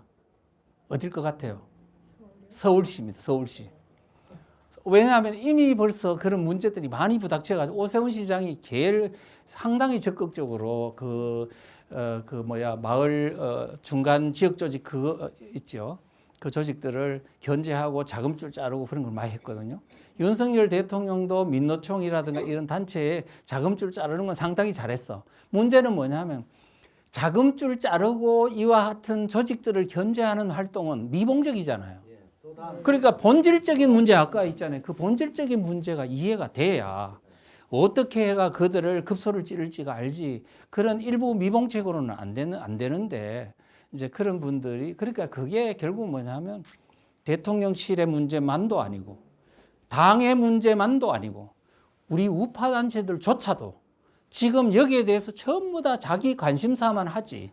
이 전체적으로 우리 국가의 어떤 얘들이 그러니까 우리 일만 생각하는 게 아니고 그들이 지금 어떻게 우리를 체제를 넘기게 하느냐 그런 부분에 전체적으로 정말로 이 사심 없이 전체를 바라봐야 되는데 그분들이 약하던 것이 우리 우파 진영의 현실이다. 그런 말씀 드릴 수 있습니다. 예. 상당히 감사드립니다. 전농협지점장 예. 이병호 목사라고 합니다. 네, 강사님께서 선정돼서 방학간을 하셨는데 우리 농협 RTC 공장에 통합이 됐다는 것을 굉장히 안타깝게 생각합니다. 예. 지금 말씀 주시는 것은 주민자치위원회 옛날 방식이 좋고 주민자치회 지금 하는 방식이 나쁘다는 이런 말씀이죠. 아니요. 길어지니까요. 기본적으로. 예. 그런데 지금 결론은 좋습니다. 아까 그렇게 이렇게 대통합. 그런데 현재 각 구청별로 주민자치회를 해 가니 우파들이 주민자치위원으로 참여해서 그것을 깨우시든지 우리 쪽으로 유리한 쪽으로 이렇게 해야지 하지 말라면은 좌파들 중심으로 주민자치회가 되어갈 것이고요. 그리고 제일 처음에 말씀하신 거에 기노기촌 등을 말씀하셨는데 그거는 궁극적으로 지방 소멸되어 가니까 농촌 인구 유입 방편이었고 그것도 농협에서도 적극 협조해서 농협의 핵심 과제이기도 했습니다. 근본적으로 지금 말씀하신 게 보면 우리 공산주의 얘기하지만 그 이전에 상시모 오늘 프리 같은 사람 이런 그 옛날에 공상적 사회주의자 그리고 쭉 오다가 그래서 마르크스 엥겔스가 제도화 시스템의 hen계 이제 과학적 사회주의 공산주의가 됐는데 그 자유시장 경제의 시장의 실패가 공산주의로 이제 가게 됐던 건데 그것은 볼셰비키 혁명 이후에 그 소비에트 연방이 해체됐으니까 실패한 거라고 보고 그 시장 경제의 실패를 협동조합주의로 이렇게 성화시켜 가면은 가장 성공한 모델이 대한민국 협동조합의 아까 농협입니다. 농협 아까 말씀을 주셨는데 지금 주민자치나 지방분권이나 지역균형 이렇게 수도권 비수도권 동반성장 이런 문제를 우리 교수님은 좌파들의 그거라고 말씀을 하시는데 그렇지는 않습니다. 그렇죠. 그거 아니에요. 그거는 제가 거기에 대해 부연 설명을 좀 해드리면은 그러니까 우리가 주민 자치회를 하게 되는 것은 그런 맥락 주민자치, 지방분권, 지역균형발전, 동반성장 이런 거와 지금 국회의원 등을 선출하는 대의민주제의 문제점이 있죠. 대표자의 선정이 그러니까 양당 정치에서 딱 선정이 되니까 이렇게 대표성이 적고 또 이렇게 상식적 국회의원들이 상식적 사고가 아니다 보니까 딱 편향적으로 하다 보니까 그런 문제점이 있으니 아까 말씀하신 직접 민주주의 형태의 주민자치회의 형태가 민의를 효과적으로 반영하고 효율성이 있다는 거거든요. 그러니까 주민자치회에 우리 우파들이 많이 참여해서 우리 쪽으로 유리하게 만들어가면 되는 것이지 그거를 이것은 좌파 조직이다 이렇게 해서 치부해버리면은 진다 이 말씀입니다. 제가 알겠습니다. 예, 거기에 대해서 말씀을 좀 드리겠습니다. 제가 그렇게 잘못 이게 곡해가 됐다면 그거는 제가 설명을 좀 잘못한 부분이 있을 수가 있는데 제가 하고자 하는 말은 뭐냐면은 어떤 제도든지 그 제도가 아무리 좋더라도 악용하려는 사람의 의도에 따라서 얼마든지 악용될 수 있다는 것을 지금 제가 말씀드리는 겁니다. 협동조합, 사회적 기업, 뭐 수산업, 뭐 다 이런 협동조합들은 우리가 지금 옛날부터 뭐 유럽에도 그렇고 우리나라도 협동조합 얼마나 잘 운영되어 있습니까? 지금 현재 이 이명박 정부가 뒤에 그 앞에 있는 농협이니 뭐 수협이니 축협이니 그런 거 말고 이명박 말기에 있는 협동조합 기본법은 좀 달라요. 좌파들이 얼마나 좋아했는지 모르고 그다음에 그 이후에 전개되는 뭐 사회적 기업이니 뭐니 하는 이런 것들은 다 상당히 뭐냐면 그들에게 유리하도록 만들어진 제도적 시스템이에요.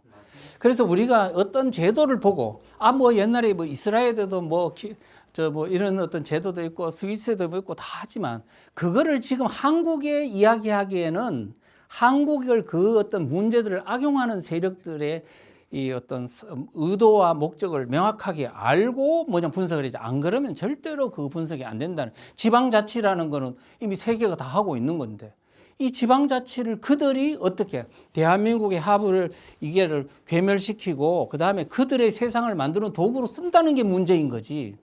그 제도 자체를 탓하는 게 아니라는 말씀을 드립니다. 그 다음에 주민자치위원회하고 주민자치회가 있는데 주민자치위원회 보고 잘했다는 얘기 아닙니다. 주민자치위원회는 말하자면은 그 마을에 있는 좀 말하자면은 유지들이 이제 우리 동네를 위해서 내가 좀 이제 어떤 헌신해야 되겠다 해가지고 자기 돈도 내고 뭐 좀 동아리 비슷하게 봉사활동하는 개념으로 운영했다면 주민자치회는 엄연히 가짜 주민들 넣어가지고 자기들의 세상을 만들려고 했기 때문에 우리가 일반 우파들이 거기에 들어갔어요. 내가 그걸 한두 번 겪은 게 아니에요. 들어가서 한번 해보라고 그러니까 어떠냐면 택도 없어요. 그 다음에 어떤 경우에는 저지하는 경우도 있어요. 있는데 대부분은 쫓겨나. 쫓겨나고 말도 못하고요. 딱 어떤 우파 소리를 딱 하면요. 어떤 분이 그러더라고요. 갑자기 처음에 막 친절하게 하다가 자기 우파의 목소리를 내는 순간에 전부 다 눈동자가 싸한 느낌이 들더라는 거예요.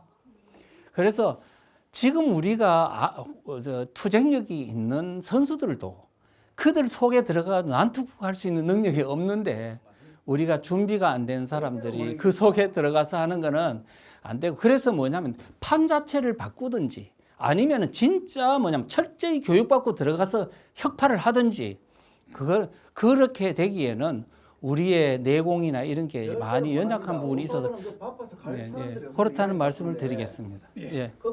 자기 없는 사람들이 뭐 근데 또 이제 예.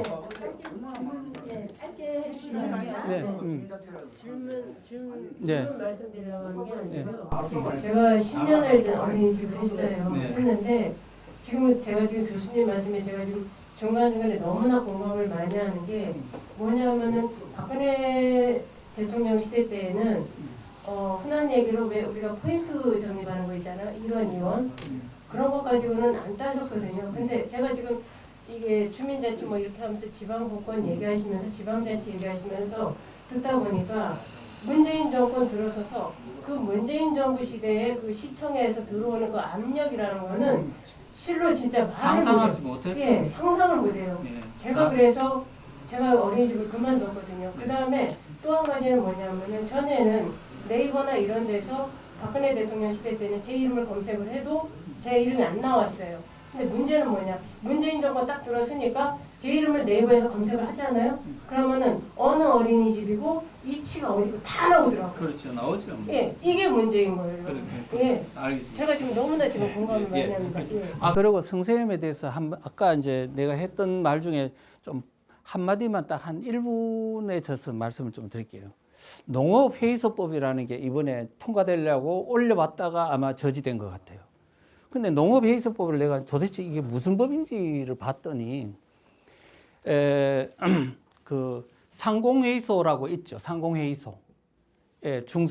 상공회의소와 같이 농어민들도 농업업, 수산업 이런 어떤 그 분도 상공회의소 같은 거를 회의소를 만들자는 거예요. 이미 오래전부터 좌파들이 준비를 해왔어요. 왔다가 이번에 이명박 총선 딱 끝나자마자 이제 제일 먼저 발의한 게 바로 농업회의소법이에요. 근데 회의소법 그 내용이 뭐냐 하니까 기존에 있는 농업협동조합, 수산업협동조합 이런 협동조합 있잖아요. 이것들을 기존에 있는 모든 이렇게 건전한 우리 이 농어민 단체들을 다 놔두고 좌파들 중심으로 해가지고 농업회의소 조직을 딱 만들어 놓고 뭐라고 하냐면 여러분들은 들어와도 되고 안 들어와도 된다 그러는 거예요. 그래 놓고 뭐냐면 이 농업회의소법이야말로 이 의결권을 주고 정부의 지원을 요게만 해주는 거예요.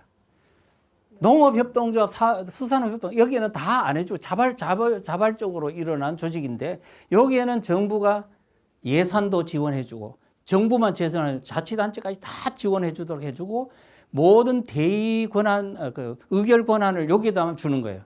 나중에 되면 어떻게 되냐? 여기서 슬슬 있잖아요.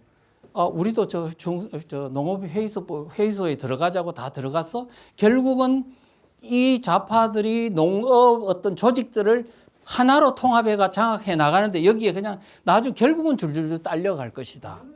그러니까 지금 농업협동조합, 수산업 그런 것들은 다 건전한 것들은 지금 그들이 만드는 새로운 통합 세계에 아직은 지금 이제 서서히 포섭의 대상으로 아마 전락해서 그들이 꿈꾸는 세상에 이제 포섭될 거다 그렇게 생각합니다. 네, 감사합니다. 여러분께서 너무나도 뜨겁게 그렇게 경청해 주셔서 진심으로 감사드리고요. 저도 이렇게 들으면서 참 심각하다라는 그 키워드가 머릿속에서 떠나지 않는데 여러분들도 그러셨을 거라는 생각이 듭니다. 우리 이희찬 교수님을 통해서 대한민국 대세운동 이것을 통해서 국민들을 깨우고 우리 대한민국을 정상화로 만드는 데 큰 기여를 해주시기를 바랍니다. 그렇습니다. 우리 이제 그 송성우 교수님 나오셔서 광고해 주시고 마치도록 하겠습니다. 오늘 여러분이 오셔서 평소보다 이제 많은 인원이 모여줘서 대단히 감사하게 생각을 합니다. 특히 원래 이 강의를 봄서부터 듣고 싶었는데 뒤늦게 이천 교수님하고 연락이 돼서 이제서야 강의를 듣게 되더라고 좀 늦은 감이 있었습니다만 그래도 아주 굉장히 좋은 강의를 해주셔서 굉장히 고맙게 생각을 합니다. 다시 한번 박수 한번